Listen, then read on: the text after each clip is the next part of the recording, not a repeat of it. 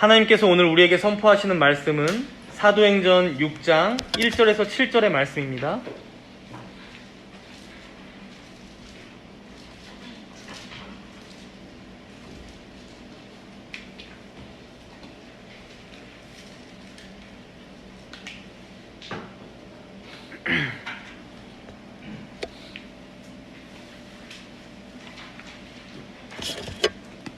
사도행전 6장 1절에서 7절 말씀 제가 봉독하겠습니다.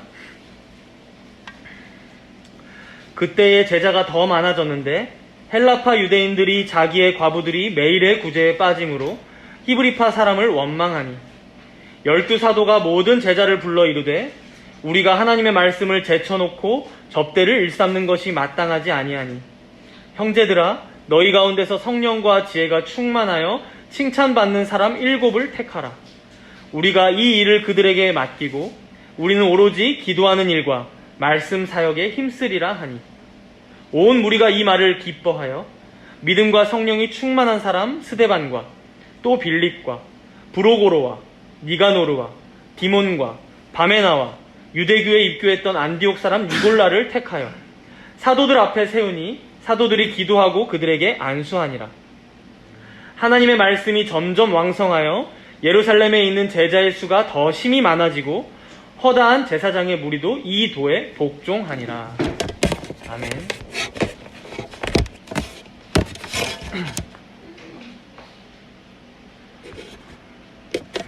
오늘 본문은 예루살렘 교회 안에 어떤 문제가 발생하면서 시작합니다. 지난주에도 이제 아나니아와 삽비라 부부의 이야기를 통해서 봤지만 그것은 한 가정의 문제, 그 둘 개인의 문제였다면 본문에 발생하고 있는 문제는 예루살렘 교회 전체에 발생했던 규모가 큰 문제였다라고 우리는 볼 수 있습니다. 우리 함께 본문 1절을 다 같이 읽겠습니다. 1절입니다.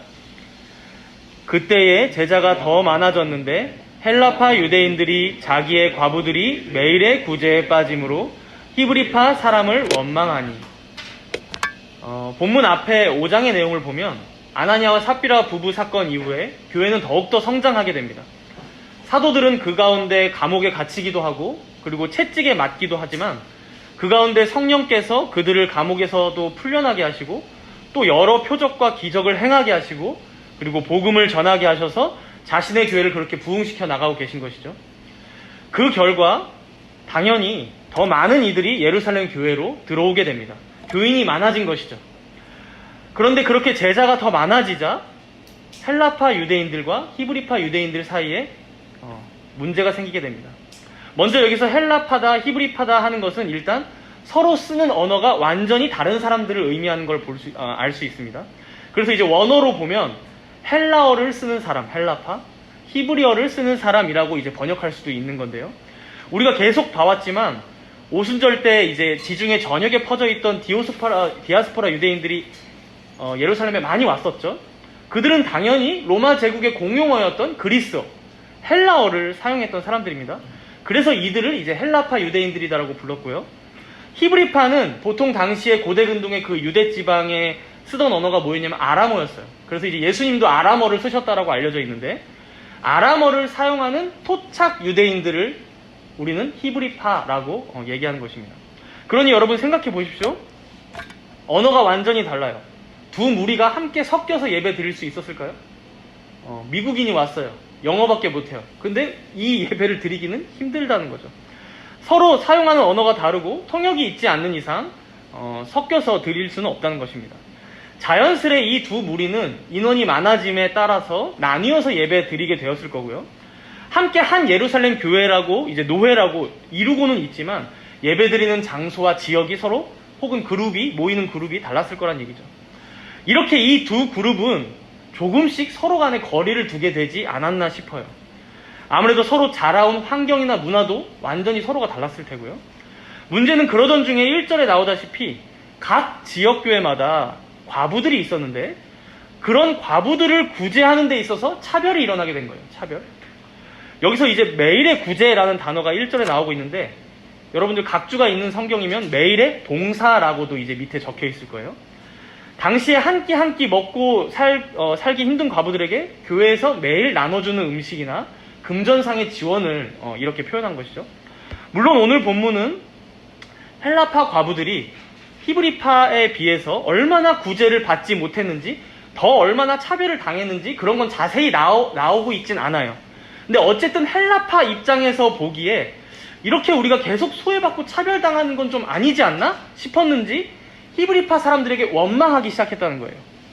곧바로 이 문제를 가지고 이제 12사도에게 회부가 되고요. 그들의 주도하에 문제를 풀어나가게 되는데요. 우리가 먼저는 이 문제가 일어나는 걸 보면서 알 수 있는 게 무엇입니까? 우리가 그냥 가만히 생각해보면 교회는 아무 문제가 없어야 할 것 같아요. 모두가 하나님 말씀을 잘 지키자고 모이는 거고요. 그리고 선의를 가지고 서로를 섬기고 위하려 해요. 여기서 서로 누가 나쁜 말 서로 하려고 모인 사람이 없어요. 그렇죠? 교회 오는 사람 없습니다. 더 사랑해 보려고 하고 더 헌신해 보려고 하고 그렇게 뭐라도 잘해 보려고 모인다는 것이죠. 그런데 여러분, 마치 아나니아와 삽비라의 얘기를 통해서 그런 위선적이고 탐욕적인 마음이 우리 안에도 어느새 생길 수 있다는 것을 우리가 봤던 것처럼 지난주에 이 예루살렘에 생긴 큰 문제를 통해서 우리가 알 수 있는 것은 우리의 의도는 진짜 선이었다고 할지라도 교회 안에는 언제든 이런 문제가 발생할 수 있다는 거죠. 어쩌면 예루살렘 교회가 보여줬던 그 한마음과 한뜻이 되는 아름다운 모습보다요, 여기 본문에 나오는 서로 조금씩은 나뉘기도 하고 그리고 결국에는 서로 대립하고 반목하게 되면서 서로 원망하고 불평하는 그 대상이 되는 이런 일이 우리 안에 더 발생하기가 쉬울 수도 있다는 거예요.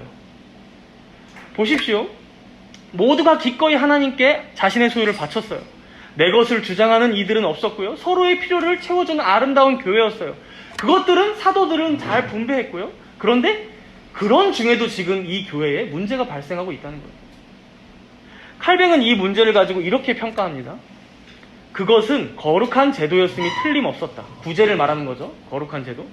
그러나 얼마 안 되어 그 제도를 혼란케 하는 불평이 터져나왔다. 여기서 내가 지적한 바 있는 인간의 타락이 나타났다. 그 구제 자체는 그 섬김과 봉사와 헌신과 우리의 예배와 모임과 교제 자체는 너무나 귀하고 거룩한 제도죠. 그런데 문제는 무엇입니까? 우리 모두가 타락한 죄인들이라는 거예요. 그걸 수행하는 우리들은요. 그러니 우리가 죄로 오염되고 부패한 만큼 우리의 모임인 이 교회가 완전할 수만은 없다는 거예요. 완전할 수만은. 우리의 선의에도 우리도 모르는 새에 죄가 섞여 있다는 것이죠. 우리가 서로 주고받는 말 가운데에도 우리도 모르는 새에 오해가 쌓이고 서로에게 상처가 될 수 있다는 것이죠. 그래서 칼뱅은 이어서 또 이렇게 얘기해요. 동시에 우리는 사단의 계략을 조심하지 않으면 안 된다. 사단은 끊임없이 우리로 하여금 하나님의 은사들을 사용하지 못하도록 하려는 의도를 가지고 있다. 그러니까 만약에 이렇게 생각해 볼 수 있을 것 같아요. 본문에 이 문제가 제대로 해결되지 않아서 만약에 예루살렘 교회가 헬라파와 히브리파로 완전히 나뉘었다면, 혹은 구제 차별의 문제니까 차라리 이젠 말도 많이 나오니까 차라리 우리 구제 이제는 더 이상 그냥 이렇게 하지 말자. 공적으로 하지 말자. 아름아름 하자. 혹은 뭐 히브리파한테도 적게 주자. 만약에 뭐 이런 식으로 결론이 났다면 이건 사단의 계략에 완전히 넘어가는 것이 되었겠죠. 그런데 사실 많은 작금의 교회들이 그렇다는 거예요. 교회 안에 여러 크고 작은 문제들로 결국 무엇을 못하게 만듭니까? 교회의 본질적인 내용이 조금씩 없어지게 만든다는 거예요. 목사로 하여금 말씀을 연구하지 못하게 만들어요. 목사로 하여금 혹은 성도들로 하여금 기도하지 못하게 만들어요. 직분자들을 정신없게 만들어버려요. 구제를 통해서 복음의 풍요로움을 누리기보다 사람의 죄성을 더 발견하게 하는 거예요. 누구는 이만큼 줬네, 누구는 적게 냈네, 누구는 이만큼 받았네, 누구는 적게 받았네. 봉사와 헌신으로 서로 사랑하기보다 더 서로 헐뜯고 싸우게 만들어버리는 거죠. 그렇게 교회만이 가질 수 있는 고유하고도 이 귀한 보배로운 내용들을 하나씩 없애가는 거죠. 사랑하는 성도 여러분, 오늘 우리가 이 본문을 보면서 우리도 우리 교회 안에 언제 어느 때고 이런 문제들이 앞으로 생길 수 있음을 우리는 꼭 기억해야 합니다. 그 문제는 우리의 마음 가운데 시작될 거고요. 그리고 그것이 점점 커져서 서로가 긴장 상태로 지내다가 언제 어느 때에 트리거가 딱 당겨지면 뻥 하고 터지면서 내부의 갈등과 분열의 문제로 커질 수도 있다는 거예요. 그리고 그때가 되면 우리는 우리가 정말 추구하고자 하는 바른 장로교회의 어떤 기치 혹은 가치, 어떤 목적이나 의미, 그런 건 사실 다 끝나버릴지도 모른다는 거예요. 서로 마음 상해버렸는데요. 서로 보고 싶지 않은데요. 그리고 그것이 바로 사단이 교회에 자주 쓰는 계략이라는 거예요. 그리고 그것이 타락한 우리 인생들의 유약함이요 연약함이라는 것을, 한계라는 것을 우리는 꼭 기억해야 한다는 것입니다. 그렇게 여러분, 오늘 본문을 통해 우리가 배울 것이 더 명확해지는 것 같아요. 예루살렘 교회가 이 문제로 서로 싸우다가 결국엔 깨졌다. 그렇게 서로 구제도 안 하게 되었고 복음도 잘 전하지 않게 되었다. 이렇게 끝나고 있지 않거든요. 본문 7절을 한번 보시면요. 함께 읽도록 하겠습니다. 본문 7절이에요. 하나님의 말씀이 점점 왕성하여 예루살렘에 있는 제자의 수가 더 심히 많아지고 허다한 제사장의 무리도 이 도에 복종하니라. 오히려 이 일을 잘 극복한 뒤에요. 교회는 더욱 하나 되고 있고요. 하나님의 말씀은 점점 더 왕성해지고 있어요. 그리고 예루살렘에 있는 제자의 수는 더 많아졌다고 하고 심지어 허다한 제사장의 무리들, 누굽니까? 예수님에 대해 가장 많이 적개심을 가졌던 이 무리들마저 이 도에 순종하고 복종하는 믿음의 사람들이 되었다라고 마치고 있기 때문이죠. 그래서 오늘은 우리가 대략적인 개요를 세우면서 시작하면 좋을 것 같아요. 먼저 오늘 말씀의 전제는 지금 말씀드렸던 우리 교회도 언제든 우리 안에 갈등과 분열과 문제가 생길 수도 있다는 것. 이게 전제입니다. 그렇다면 그 대안을 사도들은 어떻게 세우고 있는지 우리가 그걸 두 가지로 먼저 살펴볼 거고요. 이어서 이 일을 통해 우리가 배우게 되는 내용, 즉 하나님께서 우리에게 알려주고자 하시는 바는 무엇인지 또 두 가지로 살펴보고 마치도록 하겠습니다. 그럼 먼저 이 문제를 해결하기 위해 사도들이 어떻게 대처하고 있는지 보겠습니다. 우리 함께 본문 2절을 읽겠습니다. 2절입니다. 12사도가 모든 제자를 불러 이르되 우리가 하나님의 말씀을 제쳐놓고 접대를 일삼는 것이 마땅하지 아니하니. 먼저 모든 제자들을 불렀다라고 해요. 모든 제자들을. 사실 지금까지 이 구제는 사도들만의 일이었거든요.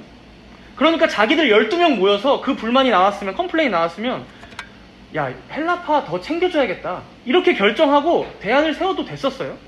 그런데 사도들은 이제 자신들 안에서만 이 문제를 해결하려고 하지 않아요. 모든 제자들을 불러서 그들에게 자신들이 생각한 대안을 얘기하고 함께 해결하려고 하고 있죠.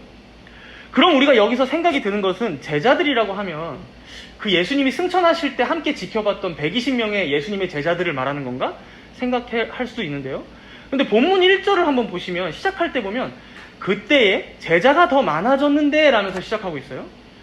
지금 사도행전에서 이 제자라는 단어가 처음 등장하고 있거든요. 1장부터 5장까지 제자라는 단어가 나왔다면 그거는 다 의역한 거예요. 원어로는 나오지 않습니다. 여기 6장 1절을 시작으로 이후에 나오는 이 제자라는 단어, 마테테스라는 단어는 다 일반 성도들에게 쓰이기 시작해요. 일반 성도들. 사실 이 마테테스라는 단어는 사복음서에 보면 예수님을 다 따라다녔던 제자들에게 쓰였고요. 특별히는 12제자에게 가장 많이 쓰였던 단어죠. 그렇다면 우리가 이걸 생각했을 때 뭘 의미하는 거라고 볼 수 있을까요? 지금까지는 아니었을지 모르지만 이제부터는 여러 교회의 사역들을 비단 특정한 직분인 우리 사도들에게만 국한시키지 않겠다라는 거예요.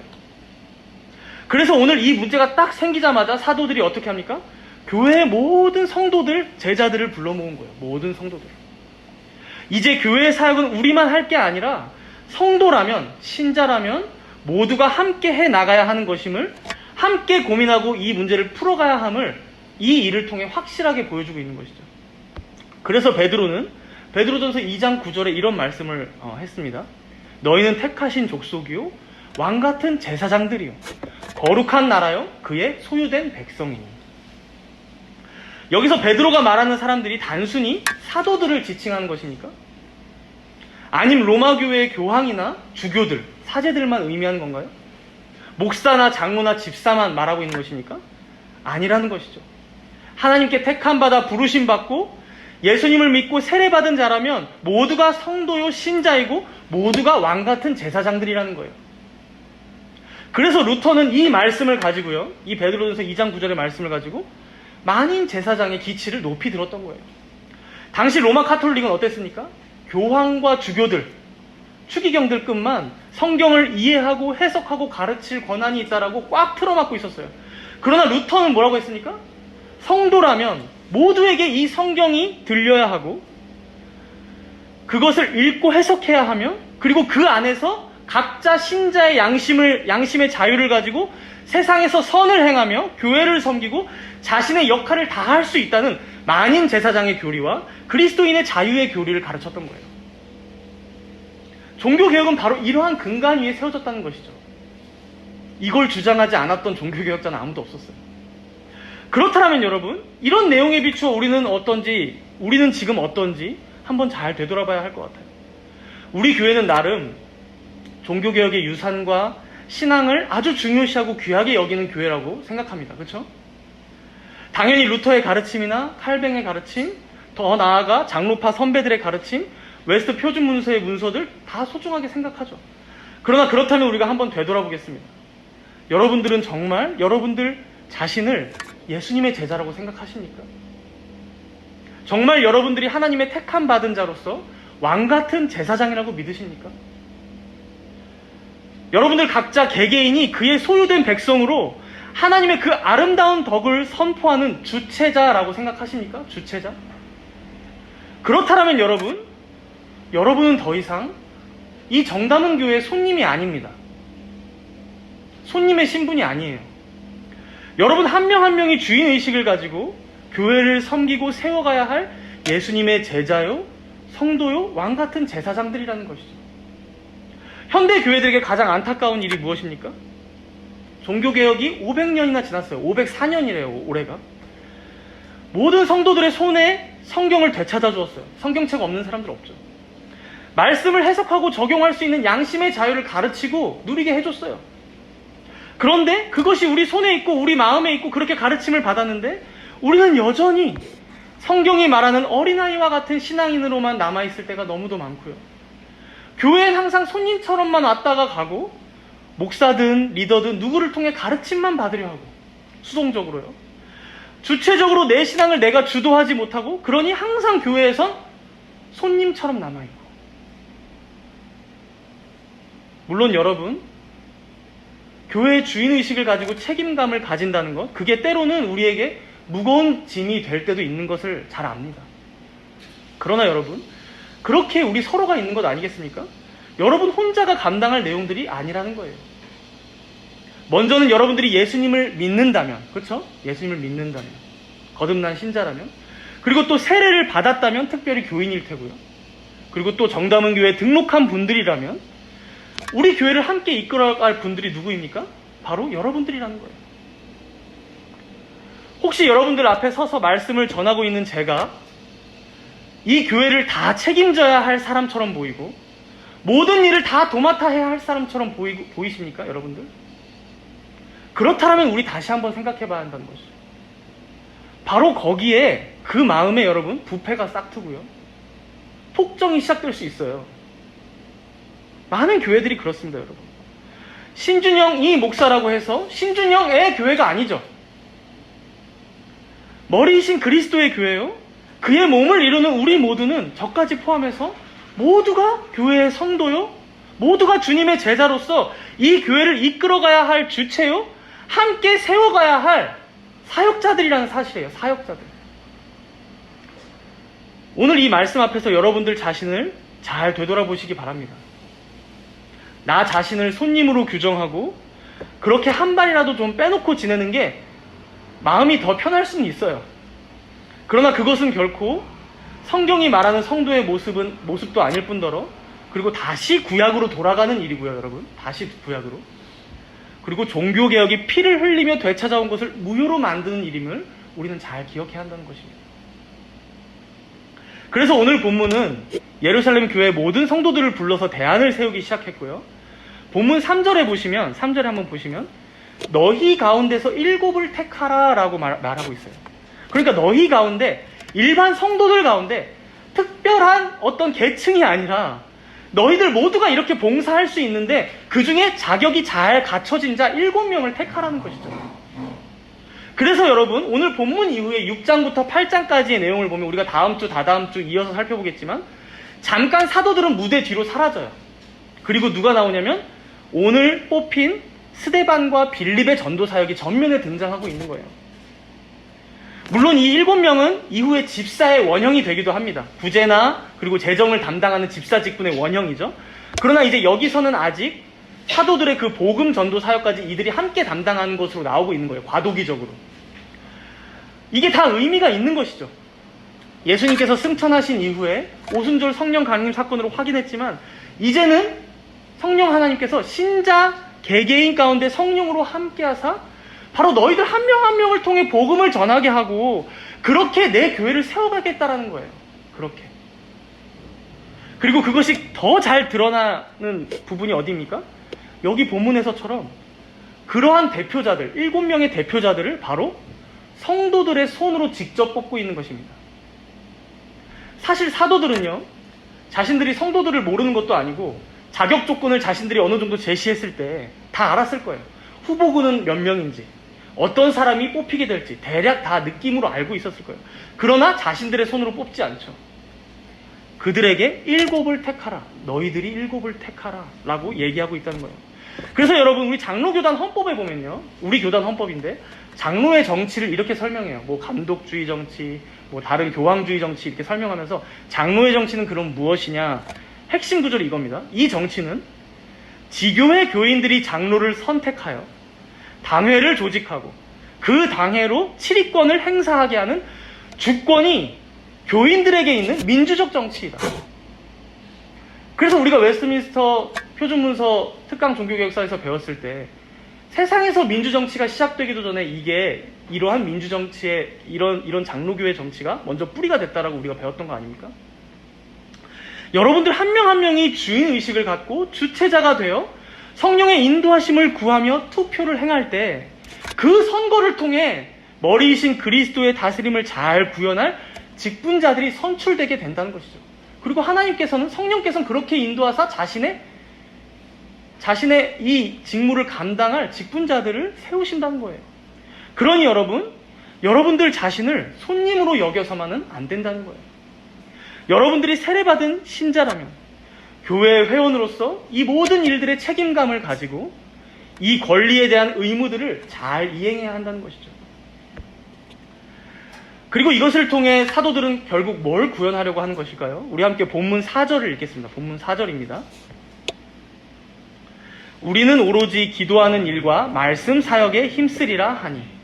이제 이 일이 목사 사역의, 목사 직무의 원형이 되는 건 아니겠습니까? 목사는 무엇과 무엇에 힘써야 합니까? 기도와 말씀. 그런데 여기 자세히 보니까 말씀 사역에 힘쓰겠다라고 일부러 덧붙이고 있어요. 말씀 사역. 여기 사역이라는 단어가 디아코니아라는 원어로 이제 아래 각주 또 있는 분들 보시면 알겠지만 봉사라는 의미가 됩니다. 봉사. 이게 나중에 이제 디아코노스라는 집사라는 단어의 그 뿌리가 어근이 되는 단어예요. 근데 지금 이 단어가 어디에도 본문 안에 쓰이고 있나 보니까 본문 1절에 보시면 아까 봤어요 이미. 매일의 구제할 때 그 단어도 디아코노스 봉사거든요. 매일의 봉사. 그러니까 지금 사도들은 의도적으로 이렇게 말하고 있는 거예요. 이 의도를 잘 파악해야 돼요. 뭐냐면 우리는 이제 앞으로 기도와 말씀, 봉사에 더 전념해야겠어. 이제는 그래서 식탁 봉사를 할 여력은 없을 것 같아. 그러니 너희들 중에 7명을 식탁 봉사할 사람들을 택하도록 해라. 우리가 지난번에도 한번 생각해봤지만 사도들의 이러한 말을 통해서 우리가 알 수 있는 게 뭡니까? 사도들은 결코 이 집사의 직무, 이 구제와 식탁 봉사의 내용을 비본질적인 업무로 치부하지 않았다는 거예요. 말씀의 봉사도 식탁의 봉사도, 그러니까 말씀으로 먹이는 직무와 실제로 음식으로 먹이고 성도들의 필요를 채우는 이 직무를 똑같이 동등하게 귀하게 여겼다는 것이죠. 그리고 이제 사도들은 그 직무를 나누려고 하는 거예요. 왜 그렇습니까? 본인들이 그걸 다 해보니까 문제가 생기는 거예요. 공평하고 균등하게 잘 하지 못한 것 같은 거예요. 결국 불만이 터져나오지 않았습니까? 이건 은사가 있는 사람들이 따로 맡아야 할 직무임을 이후의 신약 교회들에게 분명하게 알려주는 사건이 되는 거예요. 우리가 여기서 알 수 있는 것이 무엇입니까? 교회 정치로 보았을 때에는 먼저 직분의 동등성을 보여주는 것이죠. 동시에 교회는 결코 특정한 소수의 몇몇 사람으로만 세워져 가는 곳이 아님을 보여주고 있는 거예요. 설사 그게 사도라고 해도 감당이 안 됐던 거예요. 이건 같이 한다는 게. 그래서 사도 바울이요, 고린도전서 12장에 보면 이런 말씀을 합니다. 은사는 여러 가지나 성령은 같고, 직분은 여러 가지나 주는 같으며, 또 사역은 여러 가지나 모든 것을 모든 사람 가운데 이루시는 하나님은 같으니 각 사람에게 성령을 나타내심은 유익하게 하려 하심이라. 어떤 사람에게는 성령으로 말미암아 지혜의 말씀을, 어떤 사람에게는 믿음을, 어떤 사람에게는 능력 행함을, 어떤 사람에게는 분별함을. 이 모든 일은 같은 한 성령이 행하사 그의 뜻대로 각 사람에게 나누어 주시는 것이니라. 이렇게나 분명하게 성경은요, 교회에 있는 모든 성도가 각각 성령의 이끌리심을 받아 한 하나님을 섬기며 그렇게 교회를 함께 세워가는 것임을 말씀하고 있다는 거예요. 그러나 안타까운 것은요, 작금의 교회들을 한번 보십시오. 사역이라는 게 목사의 전유물이 되어버렸어요. 그렇죠? 그렇게 부목사들은 회사의 직원들처럼 일하기 시작했어요. 우리가 종교개혁 500주년을 지낸 후에 여기 장로교회라고 있지만 과연 우리 안에 사제주의나 제대로 극복이 되었을까 생각을 안 해볼 수가 없다는 것이죠. 이런 관점을 가지고 여러분들의 신앙생활을 잘 되돌아보시기 바랍니다. 여러분, 성경은 목사만 읽는 게 아니에요. 성경 연구는 신학생들만 하는 게 아닙니다. 토요일부터 예배를 위해 기도로 준비하고 마음을 정비해야 하는 것은 설교자인 목사뿐이 아닙니다. 예배 시간에 조금 더 일찍 와서 예배당을 정비하고 그리고 기도로 예배를 준비하는 것도 특정한 몇몇의 일이 아니에요. 내 자녀를 신앙으로 교육하고 길러내는 것이 교회 주일학교의 일만이 아니라는 거예요. 그것을 주체적으로 부모가 가정에서 먼저 해야 된다는 거예요. 일터에서 하나님의 말씀을 어떻게든 순종하고자 발버둥치고 거기서 삼위 하나님의 아름다운 덕을 드러내는 것, 그것이 특별히 거룩한 몇몇의 사람들에게만 허락된 것이 아니라는 거예요. 여러분들이 성도라면, 그리고 복음을 듣고 예수를 믿는 신자라면 여러분들이 그 사명을 띠고 마치 스데반과 빌립과 같이 이방인들 앞에 서는 거예요. 하나님의 영광을 위해서 말이죠. 사랑하는 성도 여러분, 목사가 기도와 말씀으로 매일을 봉사하고 사역하듯이 여러분들도 마찬가지로 여러분들의 일터에서 그리고 가정에서 또 교회에서 그렇게 여러분들의 직무를 잘 감당하면서 봉사함으로 사역하는 거예요. 여러분 안에 혹시나 어떤 이원론이나 사제주의적인 생각이 있었다면 오늘 이 말씀을 통해 여러분 제거하시기 바랍니다. 잘 찾아내어서 발견하시기 바랍니다. 내가 여전히 목사 뒤에 숨어서 신앙생활을 하려고 있진 않나. 내 남편 뒤에 숨으려고 하고 있진 않아. 내 아내 뒤에, 내 자녀 뒤에, 내 부모의 그늘 그 아래 숨으려 하고 있진 않나. 잘 되돌아보시기 바랍니다. 우리가 지금은 함께 교회로 신앙생활을 하고 있지만요, 우리 주님이 다시 오시는 그날이 되면 각 사람이 그 앞에 서게 될 거예요. 각 사람이. 그리고 그때가 되면 내 신앙을 우리 목사님이나 내 남편이나 내 아내가, 내 부모가 책임져 줄 수 없다는 사실입니다. 오늘 사도들이 이 문제를 해결함에 있어서 모든 성도들과 모든 제자들을 불렀음을 여러분들 꼭 기억하시기 바랍니다. 그리고 그들의 손으로 직접 7명을 선출하게 했고요, 그렇게 그들에게 복음의 사역을 조금씩 맡겨가고 있음을 여러분들 발견하시기 바랍니다. 사실 우리 정담은 교회는 지금 많은 일들은 없어요. 많은 일들은 없습니다, 여러분. 그럼에도 여러분들이 꼭 인식하며 살아가기를, 아, 이게 목사의 교회가 아니다. 소수 몇몇의 사람들이 끌어가는 교회가 아니다. 바로 한 명 한 명 모두가 바로 내가 주인의식과 주체성을 가지고 책임감 있게 섬기고 이끌어가야 할 교회임을 여러분들이 꼭 기억하시기 바랍니다. 그렇다면 이제 사도들이 이렇게 예루살렘 교회에 있었던 문제를 해결해 나가는 것을 보면서 우리가 알 수 있는 게 무엇인지 두 가지 정도로 더 생각해보고 마치겠습니다. 우리 함께 본문 5절을 읽겠습니다. 본문 5절입니다. 온 무리가 이 말을 기뻐하여 믿음과 성령이 충만한 사람,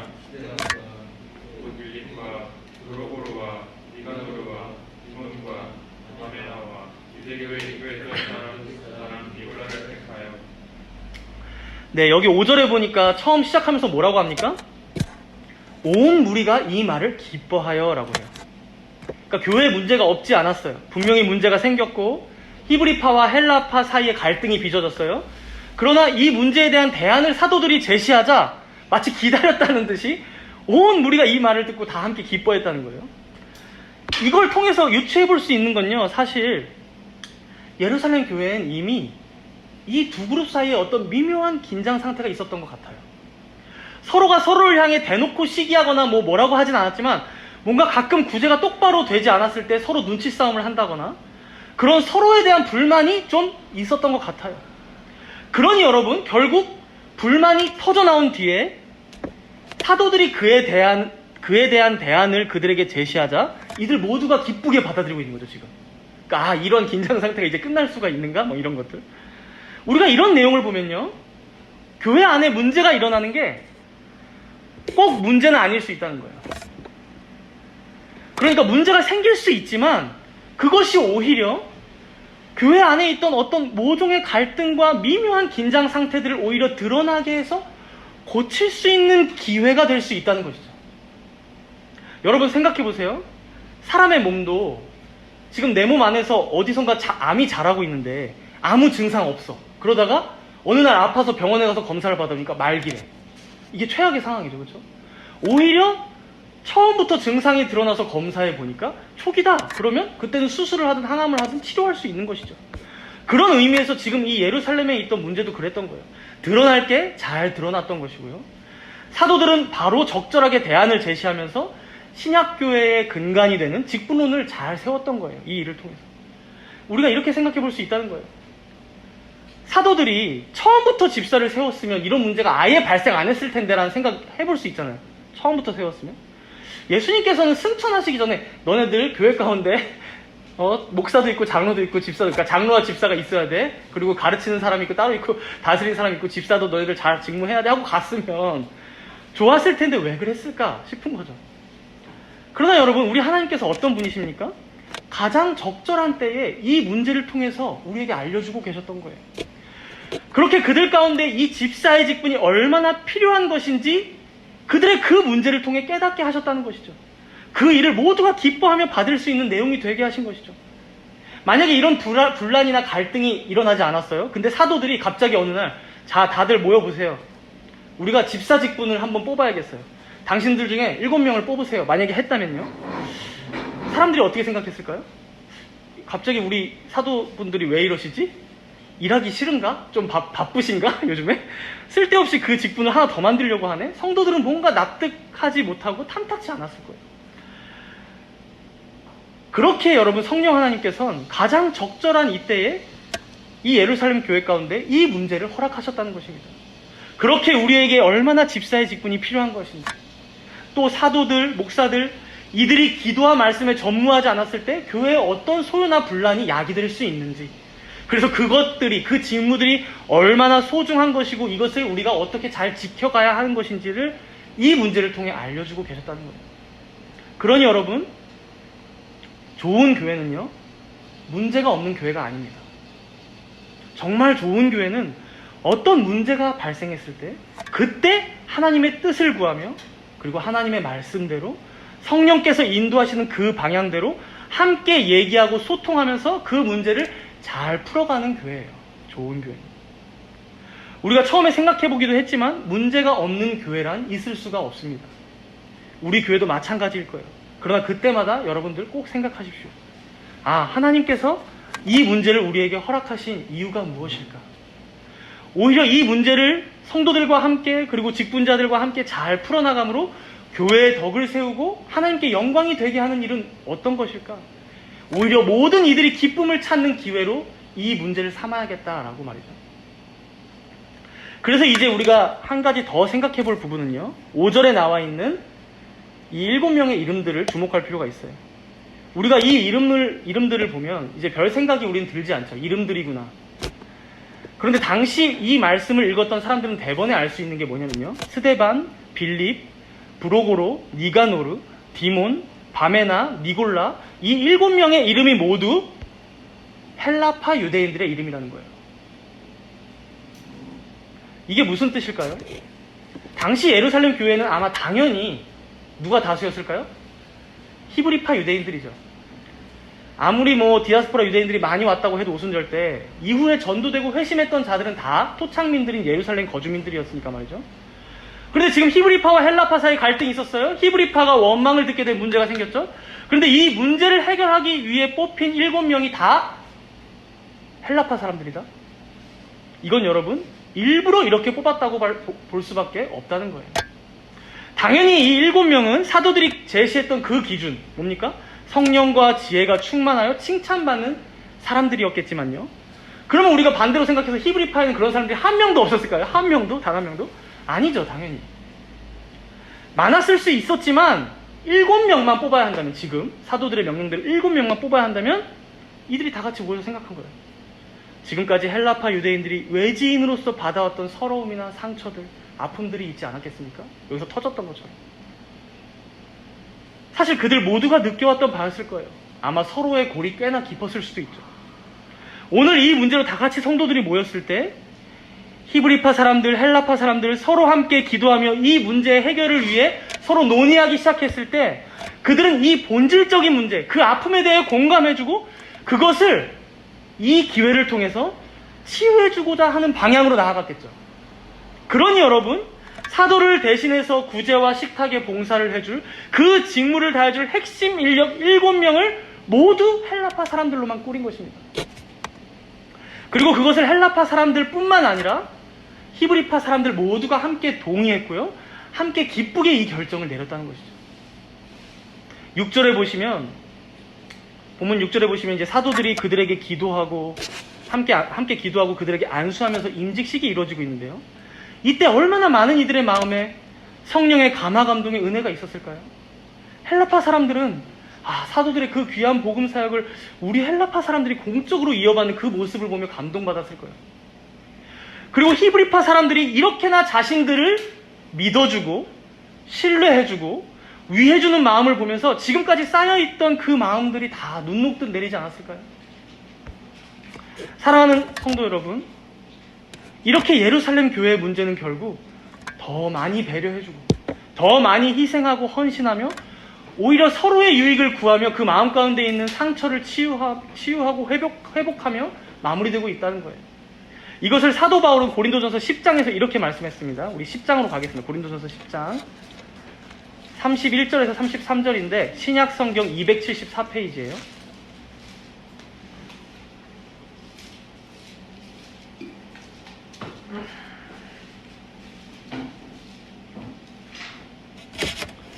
고린도전서 10장 31절에서 33절까지 세 절을 함께 읽겠습니다.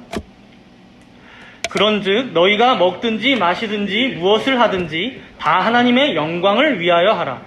유대인에게나 헬라인에게나 하나님의 교회에나 거치는 자가 되지 말고 나와 같이 모든 일에 모든 사람을 기쁘게 하여 자신의 유익을 구하지 아니하고 많은 사람의 유익을 구하여 그들로 구원을 받게 하라. 먹든지 마시든지 다 하나님의 영광을 위하여 하는 것이 교회 안에서 어떻게 하는 것이라고 말하고 있습니까? 유대인에게나 헬라인에게나 하나님의 교회에게나 거치는 자가 되어 걸려 넘어지게 하는 자가 되지 말라는 거예요. 그렇게 자신의 유익을 구하지 말고 오히려 많은 사람들의 유익을 서로 구함으로 그들을 기쁘게 하고 그들을 결국 구원받게 하라는 것이죠. 사랑하는 여러분, 물론 이후에 히브리파에서도 많은 훌륭한 직분자들이 세워졌을 거예요. 당연하죠. 그러나 이들은 이 자리에서는, 오늘 이 자리에서는 오히려 상처받았었던 그 헬라파를 세워줌으로써 그들의 유익을 더욱 구해줌으로 정처 없이 떠돌았던 그들의 마음을 위로했고요. 고향을 떠난 그 외로운 마음을 공감했다는 거예요. 그리고 실제로 소외받는 이들이 있진 않은지 그것이 더 여러모로 개선될 수 있도록 더 그 상황을 잘 알고 있는 헬라파 사람들을 7명 배치했다는 거예요. 그렇게 그들의 유익을 구함으로 교회의 건덕을 세우는 하나님의 영광을 위한 아름다운 결정을 이들은 내렸다는 것이죠. 여러분, 우리는 오늘 본문의 문제를 통해서 이 예루살렘 교회가 어떻게 한 뼘 더 성장하고 있는지를 발견했습니다. 보았습니다. 이제 더 이상 예루살렘 교회는 12사도들만 봉사하고 사역하는 교회가 아니었어요. 예수를 믿고 세례받은 모든 성도들이 성령의 인도하심을 간구하며 투표권을 행사하고 그렇게 예수의 제자로서 왕같은 제사장으로서 교회를 섬겨가기 시작했다는 거예요. 또한 그렇게 집사의 직무를 맡아줄 7 일꾼이 세워지자 사도들은 진정 자신의 업무인 기도와 말씀 봉사에 전념할 수 있게 되었다는 거예요. 그렇기에 지금까지 공평하고 균등하게 시행되지 못했던 구제봉사의 기능도 다시 되찾았을 거예요. 그리고 그 결과가 무엇입니까? 우리 다시 본문으로 돌아와서 본문 7절을 함께 읽겠습니다. 한 번 더 읽겠습니다. 사도행전 6장 7절이에요. 하나님의 말씀이 점점 왕성하여 예루살렘에 있는 제자의 수가 더 심히 많아지고 허다한 제사장의 무리도 이 도에 복종하니라. 모든 성도들을 통해서는 계속해서 복음이 전해지고 또 사도들을 통해서는 복음의 깊은 내용이 해설되니까 구약에만 매여서 율법과 규례의 짐을 벗지 못하고 오히려 그리스도를 대적했던 제사장들의 무리까지 이 복음, 이 믿음에 복종하게 되었다는 거죠. 교회에 결국 들어오게 되었다는 것이죠. 그리고 그렇게 하나님의 말씀이 계속해서 점점 왕성하여졌음을 오늘 본문은 마지막으로 서술하고 있는 것입니다. 사랑하는 성도 여러분, 비록 우리는 죄인이기에 유약한 자들이요 연약한 자들이기에 우리의 교회 안에도 문제가 없을 수만은 없을 거예요. 그러나 오늘 본문의 말씀을 통해 우리가 꼭 기억해야 할 것은 하나님께서는 결국 이 일들을 통해 자신의 선하신 뜻을 이루실 것이라는 사실입니다. 우리 안에 골문 부분이 있다면 치료해야 함을 알려줄 것입니다. 우리가 꼭 붙잡고 기도해야 할 문제가 있다면 기도하게 하실 것입니다. 우리 안에 어떤 죄가 있었다면 하나님 앞에 슬퍼하며 회개하도록 하게 하실 것입니다. 우리 안에 더욱 사랑하지 못했던 어떤 갈등이나 나눔이나 어떤 어색함들이 있었다면 머리이신 그리스도 안에 한몸된 자들로 더욱 하나 되어 섬기고 사랑하게 하실 거예요. 그렇게 더욱 서로를 사랑하게 주님께서 인도하실 거란 말이죠. 그리고 그렇게 오늘 본문 7절에 보면 하나님의 말씀이 점점 왕성하여졌다. 이 단어가 이제 에욱사넨이라고 여러분들 아실 거예요. 오직 자라게 하시는 이는 하나님뿐이시다 할 때 자라게 하신다라는 단어예요. 그렇게 우리를 어제보다 오늘, 그리고 오늘보다 내일, 그리고 올해보다 내년에, 그리고 5년 후, 10년 후에 더욱더 자라게 하시고 성장하게 하시고 성숙하게 하실 것입니다. 이러한 하나님을 신뢰하고 기도함으로 여러분들 각자에게 맡겨진 본분과 그리고 직무에 충실하시는 모든 정다문교회 성도님들 되시기를 바랍니다. 함께 기도하도록 하겠습니다. 혹시 여전히 우리 안에 사제주의가 자리 잡고 있진 않은지 되돌아보며 회개하겠습니다. 우리의 유일한 중보자이신 예수 그리스도의 십자가를 무익한 것으로 만들고 있진 않은지, 다시 구약으로 돌아가려고만 하고 있진 않은지, 각자 성령 하나님의 인도하심을 받고 있으면서도 종교개혁 이전처럼 마치 우매한 청중으로 돌아가는 것을 더 좋아하는 나의 게으름과 태만함의 죄성이 있진 않은지 내 자신을 잘 살펴보며 회개하도록 하겠습니다. 또한 그럼에도 불구하고 교회의 문제를 통해서라도 우리를 조금 더 성숙시키시고 거룩하게 하고자 하시는 그 하나님의 선하신 뜻을 바라보며 기도하겠습니다. 우리 안에도 문제가 없을 수는 없으나 그 모든 일들을 통해 자신의 작정과 계획을 성취하사 서로가 서로의 유익을 구하며 더욱 사랑하게 만드실 그 주님을 기대함으로 감사하며 기도하도록 하겠습니다. 우리 함께 잠시 동안 이렇게 조용한 기도로 주님께 나아가겠습니다.